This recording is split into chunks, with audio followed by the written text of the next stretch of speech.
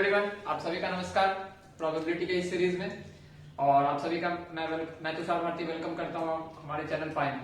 तो जैसा कि हमने आपसे वादा किया था कि ये प्रोबेबिलिटी वाली सीरीज कंप्लीटली फोकस होगी क्लास 10 के लिए, तो आज लेक्चर 2 में आप सभी का स्वागत है। तो आज इस लेक्चर में हम सबसे पहले क्या क्या जानने वाले हैं मैं उसको आप लोगों को बता देता हूँ। तो सबसे पहला रैंडम एक्सपेरिमेंट क्या होता है, रैंडम एक्सपेरिमेंट, और फिर श्योर इवेंट कौन सा है, और फिर इम्पॉसिबल इवेंट क्या है। तो आज हमारा पूरे लेक्चर में इस तीन चीजों पे फोकस रहेगा, रैंडम एक्सपेरिमेंट, श्योर इवेंट और इम्पॉसिबल इवेंट। तो चलिए मैं आप लोगों को सबसे पहले मैं आसान भाषा में रैंडम एक्सपेरिमेंट क्या होता है उसके बारे में बताता हूँ। तो रैंडम एक्सपेरिमेंट क्या होता है, तो जैसे कि आप कोई भी एक्सपेरिमेंट परफॉर्म कर रहे हो और आपको पता है कि ये पॉसिबल आउटकम्स होगा, but you can't say that this is the exact outcome that you are going to get. तो उस केस में आप उस एक्सपेरिमेंट को कहां पे बोलोगे, ये बोलोगे कि ये रैंडम एक्सपेरिमेंट है। तो मैं आपको एग्जांपल से बताता हूं, जैसे कि आपने थ्रोइंग ए डाई या रोलिंग ए डाई, अब जो बोलो, तो जब आप डाई को रोल कर रहे होते हो व्हाइल प्लेइंग लूडो, और ये आप लोगों ने लॉकडाउन में बहुत खेला भी होगा, बहुत से लोगों ने आई गेस, तो उस वक्त आप बोलते होगे कि कुछ भी आ सकता है। आप मना रहे होते हो, कभी ऐसी कंडीशन आती है जहां आप मनाते हो कि काश मुझे एक आ जाए, मैं जीत जाऊंगा, बट कुछ भी आ सकता है। तो 1 2 3 4 5 6, तो you know that these are the possible outcomes, but you don't know about the exact outcomes. So in that case throwing a die will be random experiment. तो random experiment को मैं RE लिख रहा हूँ, ठीक है। और उसी तरह से और मैं एग्जांपल बोलूं तो और कौन सा हो सकता है, और हो सकता है सप्लिंग of a deck of 52 cards। तो उस 52 कार्ड्स में भी आप हमें नहीं पता रहता कि हम क्या आएगा, हमारा एस आएगा, किंग आएगा, क्वीन आएगा, जैक आएगा। तो हम जानते हैं कि हमारे पास 52 कार्ड्स है, कुछ कुछ कलर के हैं, स्पेड और ये सब क्लब वगैरह, और उनमें से हमें कुछ आने वाला है, बट हमें ये नहीं पता रहता कि कौन सा कलर आएगा। तो इसीलिए आपको पॉसिबल आउटकम्स पता है, but you don't know about the exact outcome. तो ये भी एक रैंडम एक्सपेरिमेंट हो गया। तो ये सब चीजें जो है रैंडम एक्सपेरिमेंट में आती है। बहुत से मैजिकल चीजों में आप जाओ, जहां मैजिशियन क्या करते हैं, आपको एक बैग दे देते हैं, ये बैग है, I know that I am not good at drawing, तो रेड, ब्लू और ग्रीन, जैसे मान लो आप ये थ्री कलर्स के बॉल है, तो आप सपोज आपको मैजिशियन कहता है कि जस्ट पिक वन बॉल, तो आप बोलोगे हाँ ठीक है मैं पिक कर लेगा, और आपको वो मैजिशियन ये भी बोले अगर कि tell me the colour, although he is a magician he can predict, but आप नहीं बता सकते हो। आप तो उसे बोलोगे no it's not possible for me, I can just predict but I can't say my exact outcome, कि मुझे कौन से कलर के बॉल आएंगे। तो आप कहोगे कि मुझे रेड भी आ सकता है, ब्लू भी आ सकता है, ग्रीन भी आ सकता है, बट आप क्या कहोगे कि मुझे ये नहीं पता कि मैं एग्जैक्ट कौन से कलर का लाऊं। समझ आ गई आप लोगों को। तो इस केस में ये भी क्या होगा, ये भी एक एक्सपेरिमेंट है, और कौन सा एक्सपेरिमेंट है, रैंडम एक्सपेरिमेंट है। आशा करता हूँ ये तीन एग्जांपल आपको समझ में आया होगा रैंडम एक्सपेरिमेंट के बारे में। तो अब मैं जैसा कि आप लोगों को बताया कि रैंडम एक्सपेरिमेंट से मैं श्योर इवेंट के ऊपर जाऊंगा, तो मुझे लगता है आपको रैंडम एक्सपेरिमेंट समझ में आ गया होगा। तो आइए चलते हैं श्योर इवेंट के पास। तो तब तक के लिए मैं इस साइड को रब कर देता हूँ। तो श्योर इवेंट, आप जैसा कि नाम से ही जान रहे हो कि इसमें श्योरिटी है। किस बात की श्योरिटी है, आउटकम्स की, क्योंकि इवेंट से हम क्या डिपिक्ट करते हैं, आउटकम्स के बारे में। हम इवेंट कर ही क्यों रहे हैं, हमें आउटकम का पता होना चाहिए कि हमारे पास आउटकम क्या है। तो अब मैं श्योर इवेंट पे जाऊंगा। तो श्योर इवेंट में आपको पता है कि ये होगा ही होगा, तो उस केस के लिए मैं आपको एग्जांपल में बताता हूं, you are sure about this. तो जैसे कि मान लो मैं उसी एग्जांपल पे जाता हूं, थ्रोइंग ए डाई, और इसमें बस कुछ ये देखो तीनों चीज सब रैंडम एक्सपेरिमेंट है ये भी, बट देखो किस तरह से कैटेगरी में फॉल होती है ये रैंडम एक्सपेरिमेंट की, और किस तरह से क्वेश्चंस को मैनिपुलेट कर दिया जाता है, जिससे कि क्वेश्चन कभी श्योर इवेंट का हो जाता है और कभी इम्पॉसिबल इवेंट का, जो कि मैं आगे बताऊंगा कि इम्पॉसिबल इवेंट क्या होता है। तो अभी चलो, अभी जैसे मान लो आपको पता है कि ये 1 2 3 4 5 6 ये क्या है, ये जो है पॉसिबल आउटकम्स। अब मैं आपको बोला इसमें कि फाइंड द प्रोबेबिलिटी कि आपको जो फेस पे नंबर आए वो लेस देन और इक्वल टू 6 हो, लेस देन और इक्वल टू 6 हो। तो आप क्या बोलोगे कि whenever I will throw, it is sure that I am going to get either 1, either 2, either 3, either 4, either 5 और either 6। तो इसका मतलब क्या हुआ कि जब मैं आपको बोलूं कि प्रोबेबिलिटी फाइंड करो कि आपके फेस पे जब आपकी डाई हो वो लेस देन और इक्वल टू 6 आए, तो आप क्या बोलोगे, वो तो मैं हर केस में फाइंड करूंगा। क्योंकि या तो आप 1 गेट करोगे या 2 करोगे या 3 या 4 या 5 या 6 सो ऑन। तो ये क्या हुआ कि आपको पता है इस केस में कि मैं लेस देन इक्वल टू 6 तो कभी भी चाहूं तो करूंगा।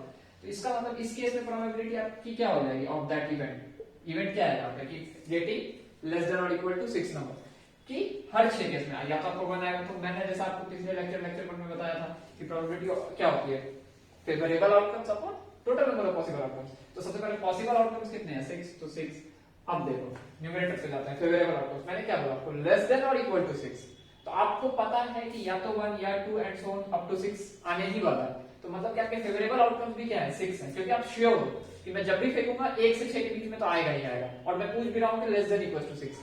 तो आप क्या बोलोगे 6/6 तो कितने हो गए 1।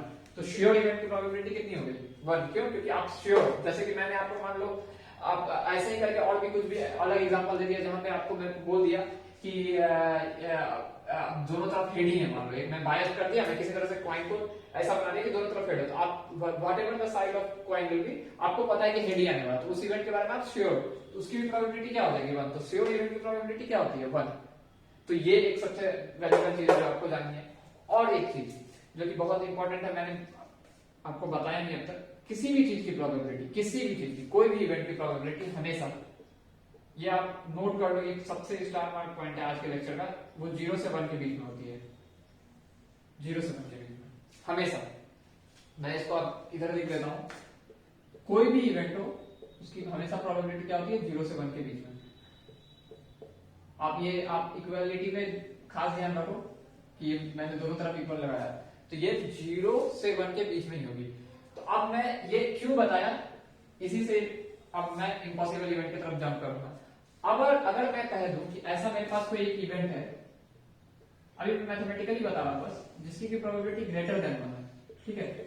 तब आप क्या बोलोगे कि सर अभी तो जस्ट आपने बताया कि ये 0 से 1 में हो रहा है और आप लिख रहे हो ग्रेटर देन 1। तो आप क्या बोलोगे कि ये इवेंट ऐसा हो ही नहीं सकता। तो ये ऐसी प्रोबेबिलिटी जहां पे आपका इवेंट की प्रोबेबिलिटी वो ग्रेटर देन 1 आ जाए ऐसा एक्सपेरिमेंट में तो उस इवेंट को आप क्या बोलोगे वो इम्पॉसिबल इवेंट है। या ये तो मैथमेटिकल होगा कि अच्छा ओके हाँ मेरी प्रोबेबिलिटी ग्रेटर देन 1 आ रही है मतलब। लेकिन आप बोलोगे कि सर मुझे ऐसा एज एन एक्सपेरिमेंट बताओ एज ए रैंडम जो कि हमारे डे टू डे एग्जांपल में होता तो वो भी मैं आप लोगों को बता देता हूं। तो मैं इसको पहले ड्रॉप करता हूं ये इसको मैं रहने देता हूं आप लोग इसको नोट कर लेना क्योंकि ये सबसे इंपॉर्टेंट है। ये हमेशा आगे भी आप कभी भी जाओगे 11th में 12th में तो इसमें बहुत सारे क्वेश्चंस बनते हैं कभी कभी वेरिएबल्स आता है खैर वो हम बाद में भी देखेंगे। आपको भी अगर इंटरेस्ट होगा तो आप जैसे कि मैंने लेक्चर में आपको मेल दिया था तो आप बताना कि आप इंटरेस्टेड हो या नहीं मैं उस हिसाब से बताऊंगा। तो जैसे मान लो अब मैं इसी केस में आता हूँ जैसे आपने डाई थ्रो किया आपके पास ये पॉसिबल आउटकम है। तो अभी हम इम्पॉसिबल इवेंट में थे। तो अगर मैं आपको कह दूं कि मुझे आप बताओ कि probability of getting number which is 7 on die मतलब कि मैं आपसे पूछ रहा हूँ कि आपने डाई को रोल किया और उसमें 7 हो जाए तो आप बोलोगे क्या बात कर रहे हो सर आपने कभी लूडो खेला नहीं किया ऐसा कभी होता है क्या 7 आता है। तो मैं बोलूंगा बस सही बात है यार 7 तो आता नहीं है। तो आप कैसे बोलोगे तो आप बोलोगे कि ये इवेंट पॉसिबल है ही नहीं। क्यों क्योंकि इसका पॉसिबल आउटकम 6 है और मैं बोल रहा हूँ ऐसी चीजें जो कि आ ही नहीं सकती। या फिर मैं बोलूं अगर मैं क्वेश्चन फ्रेम करना चाहूंगा और वो एग्जाम में आता भी है प्रोबेबिलिटी और पूछेगा कि टिक द फॉलोइंग कि ये कौन सा इवेंट है तो प्रोबेबिलिटी गेटिंग नंबर और डिजिट आप जो बोलो बेटर होगा आप डिजिट बोलो नंबर और slash digit on face which is greater than 6 से greater मतलब क्या greater than 6 it means या तो वो 7 हो सकता है या वो 8 हो सकता है या 9 and so on तो कुछ भी हो सकता है 7 8 9 and so on। तो आप बोलोगे कि इस केस में after throwing a die the possible outcome is only 1 to 6 और मैं आपको बोल रहा हूँ कि ग्रेटर देन 6 तो आप क्या बोलोगे कि दिस इज नॉट पॉसिबल। तो ये भी क्या हो गया ये भी केस इम्पॉसिबल इवेंट के केस में आ गया। तो ऐसे ही बहुत सारे एग्जांपल्स हैं आशा करता हूँ कि आपको ये समझ में आया होगा। तो मैं आगे के लेक्चर्स में आपको और भी क्वेश्चंस कराऊंगा क्योंकि मुझे लगता है थ्योरेटिकल पार्ट हो चुका है। और एक छोटा सा चीज है जो कि मैं आपको बताना चाहता हूँ कॉम्प्लीमेंट्री इवेंट क्या होता है। कॉम्प्लीमेंट्री इवेंट तो आप कॉम्प्लीमेंट्री से समझ रहे होंगे जैसे मान लो मैंने बोल दिया कि किसी भी इवेंट की प्रोबेबिलिटी ऑफ इवेंट जैसे मान लो मैंने इवेंट को ई से कर दिया उसकी प्रोबेबिलिटी ऑफ इवेंट